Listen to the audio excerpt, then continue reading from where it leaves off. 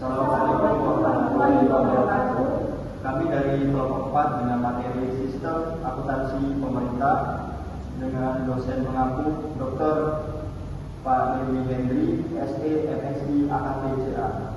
Sebelumnya, izin memperkenalkan diri, saya Wajibudin Debestino dengan NPM 2430041. Saya Amelie Sulistiandeka dengan NPM 2463005. Saya Deladali Agusti, NPM 2430013.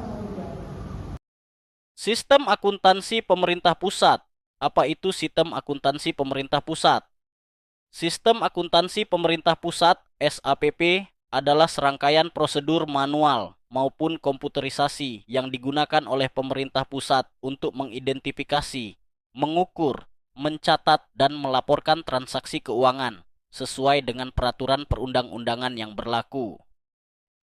Tujuan sistem akuntansi pemerintah pusat yang pertama, menyajikan informasi keuangan yang andal dan tepat waktu. Kedua, meningkatkan akuntabilitas dan transparansi pengelolaan keuangan negara. Ketiga, menyediakan informasi untuk pengambilan keputusan oleh pemerintah dan DPR. Dan keempat, mendukung proses audit dan pengawasan. Struktur dan komponen utama SAPP. SAPP terdiri dari 3 subsistem utama. Yang pertama, Sistem Akuntansi Instansi (SAI). Diselenggarakan oleh setiap satuan kerja pemerintah pusat, mencatat semua transaksi keuangan yang terjadi di unit kerja. Kedua, Sistem Akuntansi Kas Umum Negara (SAKUN), dikelola oleh Direktorat Jenderal Perbendaharaan (DJPB). Mencatat transaksi penerimaan dan pengeluaran kas negara.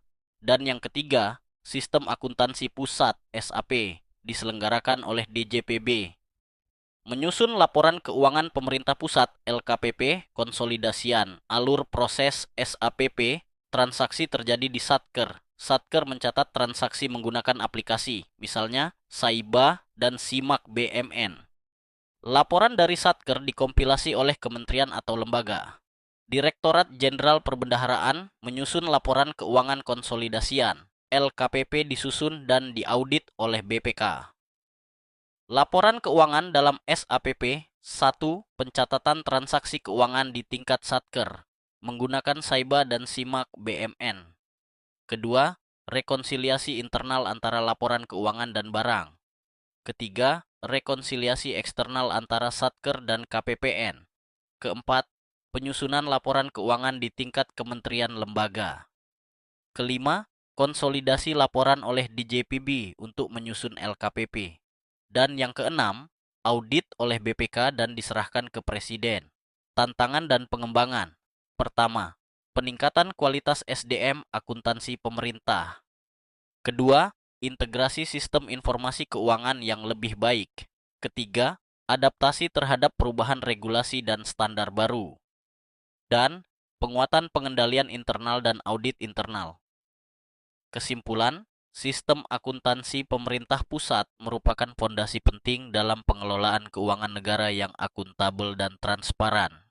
Dengan penerapan sistem yang baik, diharapkan dapat meningkatkan kepercayaan publik dan mendukung pengambilan kebijakan fiskal yang lebih baik. Sekian dari kelompok kami akhiri. Wassalamualaikum warahmatullahi wabarakatuh.